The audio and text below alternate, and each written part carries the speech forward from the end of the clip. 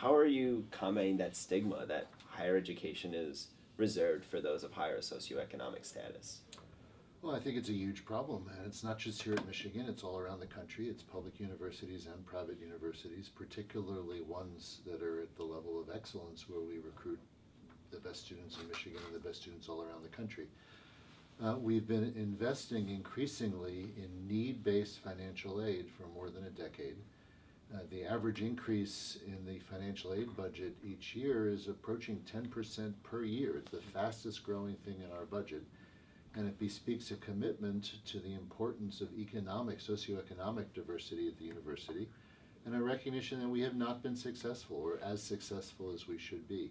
That idea of like the very large campaign about Global Guarantee, letting everyone know, is the idea that they could possibly get more costs covered as well known in a media campaign? The most important thing about this campaign is to make sure that every student in the state of Michigan who aspires to this level of educational opportunity feels free to apply without the worry that if they apply they'd be disappointed because they couldn't afford it.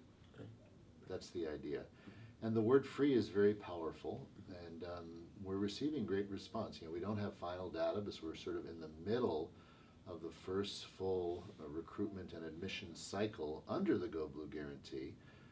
But application numbers are up, and the proof will be in the pudding. And I think it's going to take a number of years because we do have a long way to go. So you've stated in the past that you will continue to support undocumented immigrants on this campus. But what specific actions is your administration taking to do this as members of the university community potentially continue to lose DACA protections by the day?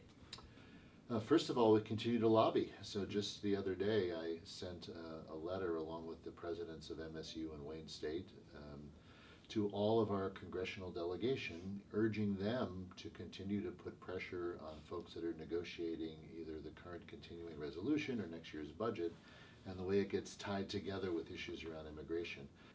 And the frustration around DACA is it's one of those issues that has very significant support in many parts of the political spectrum. So I truly don't understand why we haven't been able to deal with this part of our immigration challenges at least.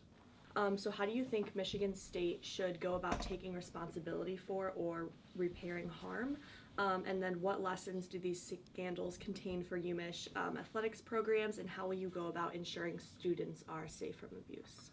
Long and complicated question. So Yeah. the simplest part of that is my heart goes out to these what appear to be hundreds of victims of a corrupt physician who committed multiple illegal acts over an extended period of time.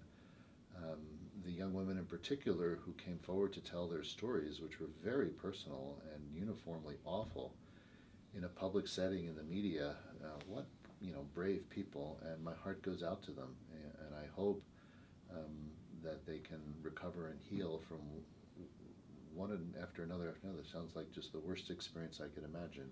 As for MSU and how it handled it, I don't know more than I read about in the newspaper, and generally when I don't know more than everybody else, I'm not really going to comment about it. I just can't add to the debate because I don't have any special information. That's important, but it's not just athletic teams. We're here on this campus. I'm responsible for 45,000 students, and only 1,000 of them are student athletes or so. All members of our community deserve a workplace free of harassment and misconduct. To the university at the beginning of the semester, you announced a campus-wide series of events and activities to examine the intersection of free speech and inclusion, an important issue that continues to challenge both our campus and the nation.